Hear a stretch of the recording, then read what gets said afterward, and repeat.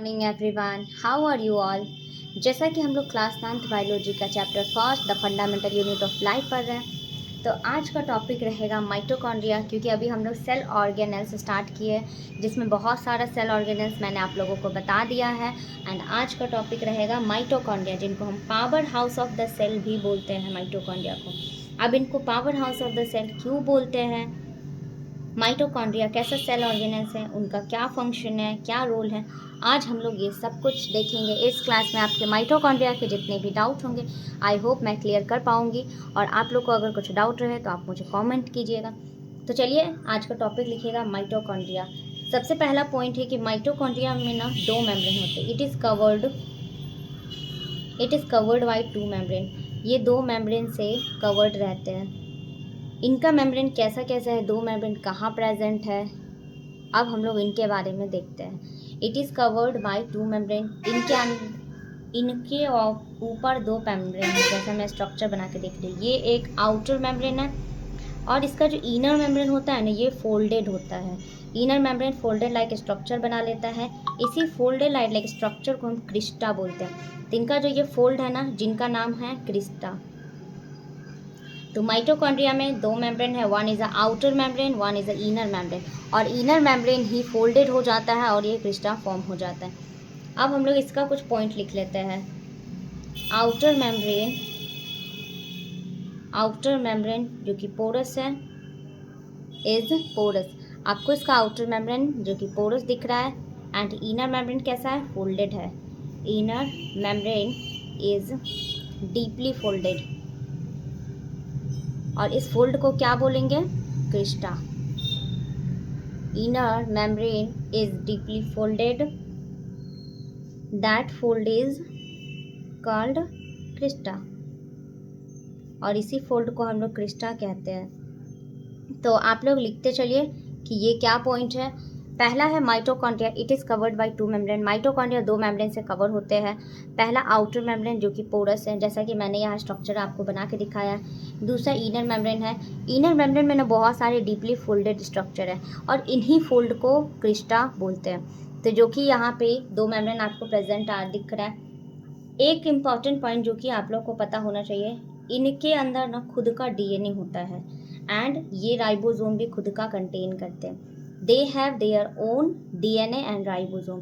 तो वैसे तो सेल में डीएनए एंड राइबोसोम प्रेजेंट है, बट माइटोकॉन्ड्रिया में खुद का डीएनए एंड खुद का राइबोसोम्स है। ऐसे सारे सेल ऑर्गेनेल्स में नहीं होते, बट माइटोकॉन्ड्रिया में ऐसा है कि ये खुद का डीएनए एंड खुद का राइबोसोम इनके अंदर प्रेजेंट है, और इनको हम लोग बोलते हैं it is also called as power house of cell. इनको हम लोग पावर हाउस ऑफ सेल भी कहते हैं, क्योंकि हमारे सेल को ये पावर जनरेट करता है।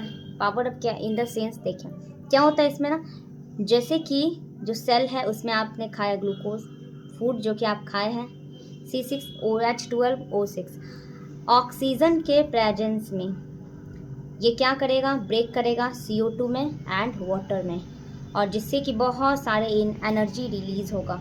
जैसा कि आप क्या खाते हो, एनर्जी एज अ डाइजेशन के फॉर्म में आप फूड लेते हैं। डाइजेशन के टाइम में ऑक्सीजन के प्रेजेंस में ये ब्रेक होता है, और CO2 एंड वाटर, और साथ में बहुत सारे ATP in the sense adenosine triphosphate, जिनको energy currency of the cell भी कहते हैं। तो ये जो प्रोसेस है माइटोकॉन्ड्रिया के अंदर होता है, तो ये क्या कर रहा है, एनर्जी रिलीज करता है। यहाँ पे बहुत सारे एनर्जी रिलीज होते हैं। कौन से प्रोसेस में, ऑक्सीडेशन में। यहाँ ब्रेक डाउन ऑफ ऑक्सीजन हो रहा है, एनर्जी रिलीज ड्यूरिंग ऑक्सीडेशन। तो ऑक्सीडेशन की वजह से, क्योंकि इसमें ऑक्सीजन जुड़ा है, जैसे इसके साथ ऑक्सीजन जुड़ा और इसके प्रेजेंस में CO2 वाटर एंड बहुत सारे ATP के फॉर्म में ब्रेक होता है, और इसी वजह से इनको सेलुलर रेस्पिरेशन भी, तो माइटोकॉन्ड्रिया के अंदर सेलुलर रेस्पिरेशन भी होते हैं। सेलुलर रेस्पिरेशन भी इनके अंदर होता है। अब आप ATP के बारे में लिखिएगा, फुल फॉर्म एडेनोसिन ट्राइफॉस्फेट। इसमें 3 फॉस्फेट जुड़े होते हैं, इसीलिए इनको ट्राइफॉस्फेट के नाम से बोला जाता है। और ये क्या है, एनर्जी करेंसी ऑफ सेल।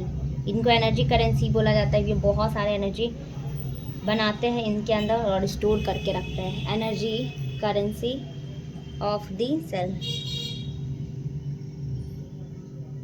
तो अभी तक हम लोग जो पढ़े हैं, एक बार मैं इसको बता रही हूँ आपको लाइन बाय लाइन, क्योंकि मैं साथ में लिखती भी हूँ ना, तो आप लोग को लग रहा होगा कि थोड़ा समझ नहीं आ रहा होगा, तो इसलिए मैं एक बार फिर से इसे समझा रही हूँ। Mitochondria, it is covered by 2 membrane.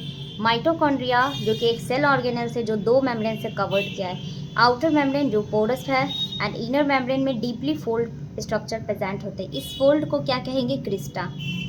जैसा कि यहाँ स्ट्रक्चर है, ये इसका आउटर मेम्ब्रेन है, यही इसका इनर मेम्ब्रेन है जो फोल्ड हो गया है, और यही फोल्डेड स्ट्रक्चर जो कि क्रिस्टा का फॉर्मेशन कर रहा है। They have their own DNA, और माइटोकॉन्ड्रिया का खुद का डीएनए भी होता है एंड खुद का राइबोसोम्स होते हैं।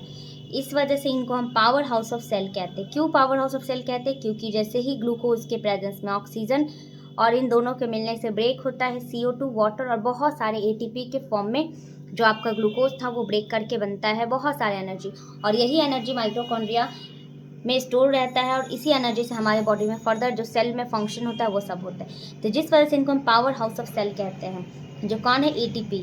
एनर्जी रिलीज होता है ड्यूरिंग ऑक्सीडेशन। ऑक्सीडेशन के टाइम में बहुत सारे एनर्जी रिलीज हो रहा है। इस एनर्जी का क्या नाम है? ATP, adenosine triphosphate. Adenosine triphosphate क्या है? Energy currency of the cell है। ये हमारे सेल का एनर्जी करेंसी है। तो आज का सेल ऑर्गेनेल्स माइटोकॉन्ड्रिया था। नेक्स्ट क्लास में हम लोग प्लास्टिड के बारे में देखेंगे। अब ज़्यादा सेल ऑर्गेनेल्स बचा नहीं है, अब बहुत कम ही सेल ऑर्गेनेल्स, और फाइनली आपका ये चैप्टर हो जाएगा कंप्लीट। फिर मैं आपको एक ही बार ये चैप्टर का 1 शॉट प्रोवाइड करवा दूंगी।